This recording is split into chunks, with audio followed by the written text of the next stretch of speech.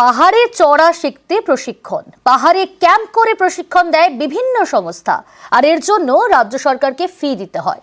সেই ফি 1,20,000 থেকে বেড়ে হয়েছে মাথা পিছু 150 টাকা।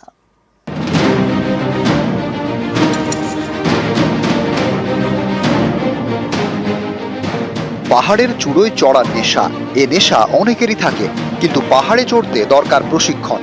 শীতের সময় বাঁকুড়া, পুরুলিয়ার মতো রাজ্যের বিভিন্ন জায়গায় পাহাড়ে চড়ার প্রশিক্ষণ দেওয়া হয়। এর জন্য ফি দিতে হয় বন দপ্তরকে, যা সম্প্রতি বাড়ানো হয়েছে।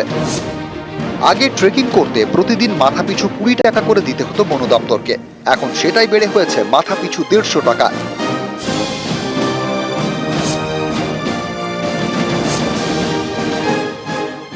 এভারেস্ট বিজয়ী প্রত্যেকেরই আঁতুর ঘর হচ্ছে বাঁকুড়া ও পুরুলিয়ার এই ছোট ছোট টিলাগুলি।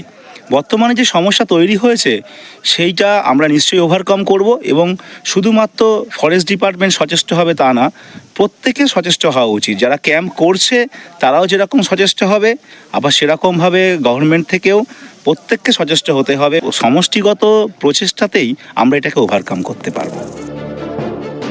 বাঁকুড়া কিংবা পুরুলিয়ার পাহাড়ে চড়ার প্রশিক্ষণের জন্য আগে বন দপ্তরের অনুমতি নিতে হয়। পাহাড়ের কাছে ক্যাম্পে থেকে জঙ্গলের সঙ্গে পরিচয়, এর পাশাপাশি ট্রেকিং এবং রক ক্লাইম্বিং এর প্রশিক্ষণ। 2020 সাল পর্যন্ত এই প্রশিক্ষণের জন্য কোনো ফি লাগতো না। 2021 সাল থেকে প্রতিদিন মাথাপিছু 20 টাকা করে ফি নেওয়া শুরু করে বন দপ্তর। এবছর সেই ফি বাড়িয়ে প্রতিদিন মাথাপিছু 150 টাকা করা হয়েছে।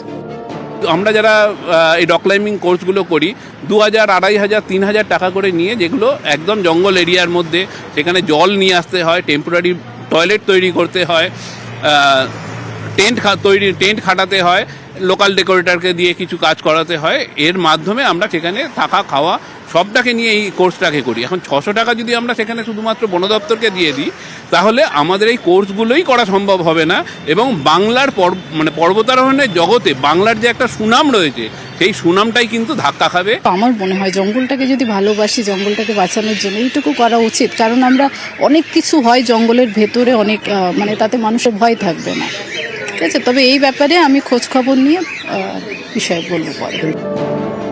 দেবাশিস চক্রবর্তী ও বিশ্বজিৎ সাহা, নিউজ 18 বাংলা।